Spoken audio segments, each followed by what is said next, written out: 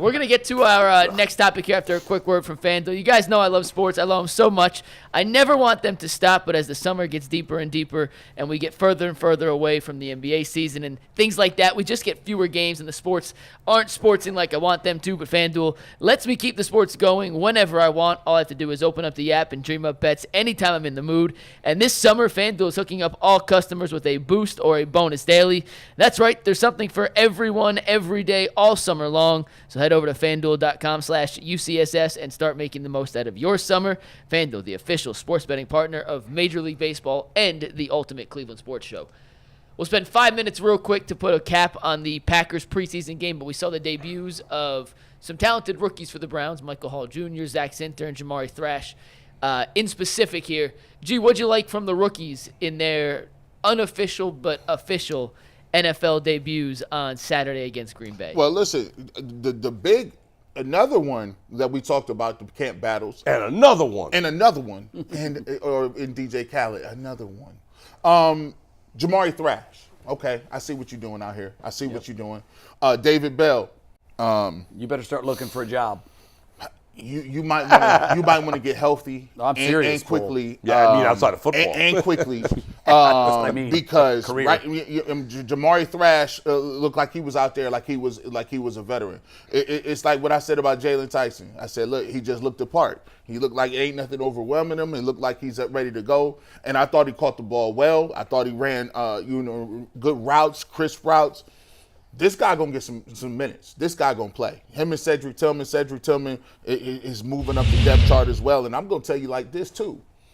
Elijah Moore. Number 8's in trouble. Elijah Moore. I'm telling you, bro. You better be in that training room, ready to go. When you get ready, your people is calling you like, hey, bro, you good today? I'm just making sure you got your ankles taped. You good? Is you good?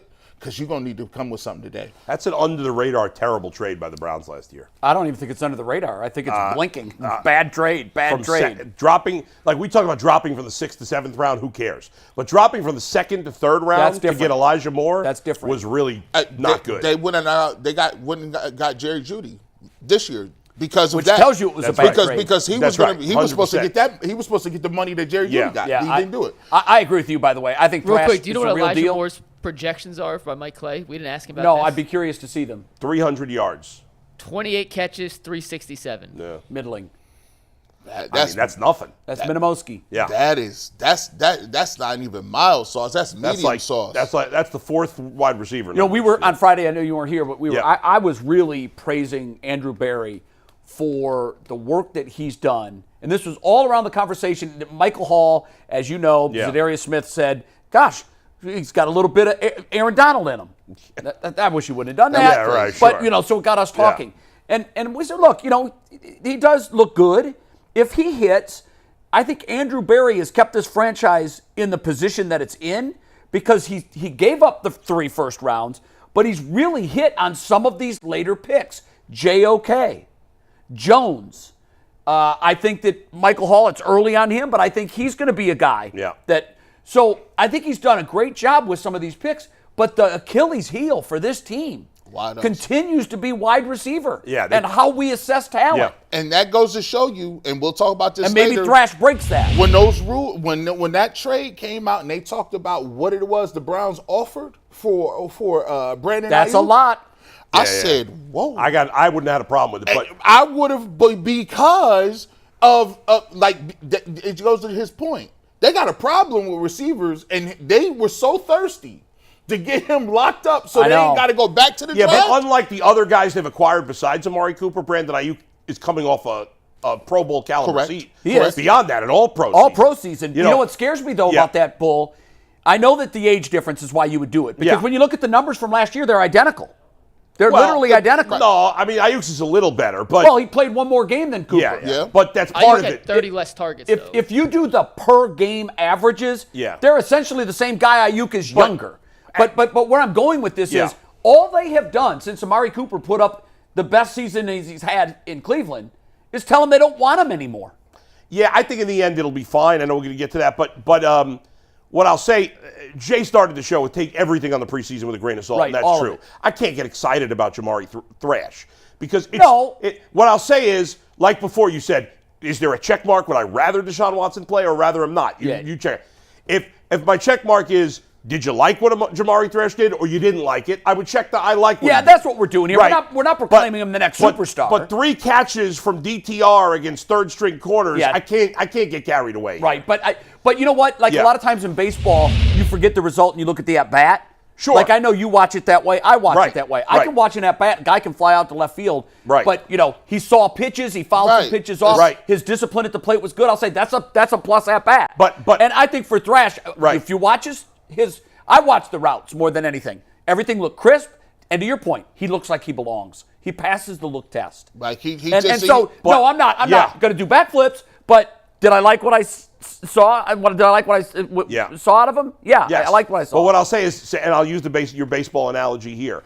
Like, I might have a young player, and in spring training, he hit 4 home runs. Yeah. And let's say he hit those 4 home runs off veteran good pitchers. Well, maybe those pitchers were only throwing curveballs with 2 strikes. Just working day. on one thing. Yeah. Who knows? Right. I don't know what the Packers secondary was doing at that point. The route running, that's something you could see. Doesn't matter who he's playing against. You're right. Now I will say Zac Zinter. Now look, for me, when I was looking at his offensive lineman, gotta get a little stronger. But that's the big no. When you play, what'd you say? Gotta get a little stronger. Okay, yeah. Little stronger. He was downfield on a couple plays. Working on driving and finishing blocks a little bit. Right. But when you play guard or center in the NFL, them is grown men in there. Like that ain't that's not uncommon for a young to have to get stronger. You know what I'm saying? That is not something you come in and just I'm gonna be. He's not playing Northwestern anymore. No. Right. Same with Mike Hall, right? Mike Hall was utilizing his quickness and he was able to get in on a couple plays. But if you had to play Mike Hall Jr. every single down, you'd be in trouble a little bit because they're gonna double team him, they're gonna block him, they're gonna scheme him up a little bit. But I like this quickness. You'll start to pay dividends. Mike Hall Jr.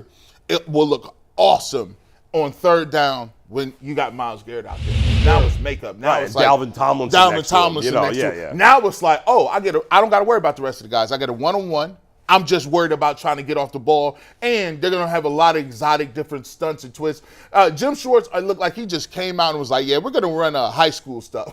Like, these dudes was out there getting blocked up. I said, but that's to be expected, right? So, they showed me something, but for me, I thought Thrash looked the part, but that is also to be in college. They're running in 7-on-7. These kids come in ready. These guys have been running these plays forever. Those guys are going to be more advanced than guys up front. He had a nice year last year too. Very nice. I mean, I know it doesn't always translate, but he's a proven commodity at the college level. And to me, I thought, like you said, he didn't look out of place. There's times when I watch David Bell where I'm like, wow, this dude was the Big Ten receiver. It's hard to believe. Sometimes it'd be like he's in quicksand. I'm like, you got it. I think it's. I was just going to say he looks like such a stiff. He just doesn't look the part. Get it going. It's no quick twitch like in the league. He's not making the team. I don't think he is. I think he's the new Anthony Schwartz. All right, so let's say, obviously you got Cooper. Obviously you got Jerry Jeudy. We know Jamari Thrash is making the team. We know Cedric Tillman's making the team. So it's between Bell and. So how many more spots? You got 2 more spots. Elijah Moore. You didn't mention him, Bull. Elijah Moore. Is he definitely making the team? Who? Elijah Moore? I don't know that he's definitely making the team. I think probably, but okay, let's say he's definite. So 5. Most teams go with 6 receivers. Is that fair, Mike? Some go with 7. Usually 6 is pretty typical. Okay, so who's battling David Bell for the last spot?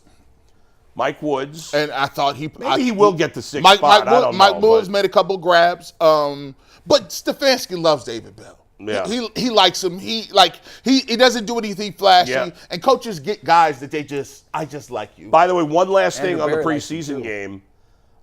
We know that every year there is we don't have that this year. Wait, there's a random white dude battling for a roster spot or whatever that fans get excited about. Yeah, but normally it's a wide receiver. Yes, this case, I can't even think of his name. He's a safety. He's a DB. He's a safety. Breeze, he had 11 tackles. Yeah, Breeze. And he had a sack. Didn't he have a sack? Breeze. Did he have a sack too? Did he have a tackle for loss? I thought he had a sack. Hey, and he got a cool name. Check that for me, Mike. I think Breeze had a sack. A white corner named Breeze? That's fire. That's sweet. He's a safety. Right? Let's not get crazy, G. Safety, not corner. Dustin Fox is the last white Dustin corner. Fox was the last white corner. Last white corner. Last of a dying breed. No, He did have a sack. Jason Bull, you were Seymour. correct. He had a sack. Brady Breeze. What a good Brady name. Breeze, man. No, he's not a rookie. I think he got 26. drafted. Yeah. He was a 2021 sixth-round pick out of Oregon. Not by the Browns. by the but- Tennessee Titans. Right. Oh, he's probably been with 5 teams. We at least. tripping. The kid from Iowa just got picked this year. Yeah, Cooper Hey, DeJean. that he's kid gonna be is good. going to be a player. And he returns punts. That kid was so like he's half black. all-state in baseball, football, and basketball. Yeah, His basketball And highlights trap. are filthy. I saw his basketball Yo. reel. I'm like, this kid He is could a hoop. baller. I know he's like a brother to me, so I'm a little biased, but I didn't know him at the time. Dustin would have had a bet. He ended up on the wrong team.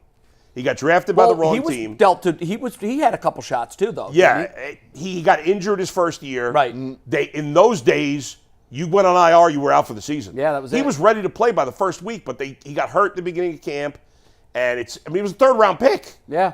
And had he been drafted by a different team, I think he would have had a longer career. But Hey, that's the way it goes in the NFL. It's all about there's a lot who of gets guys like drafted that. There's a lot. You got to be in the right Got spot. to be in the right spot. Got to They go to the changed right coaches team. after his rookie year, and it was that was it. Oftentimes too when they change general managers. Yeah. You're like, he's mean, not your guy. Drafted in the third round, he never played a game for the team that drafted him. And third round pick. That's rare.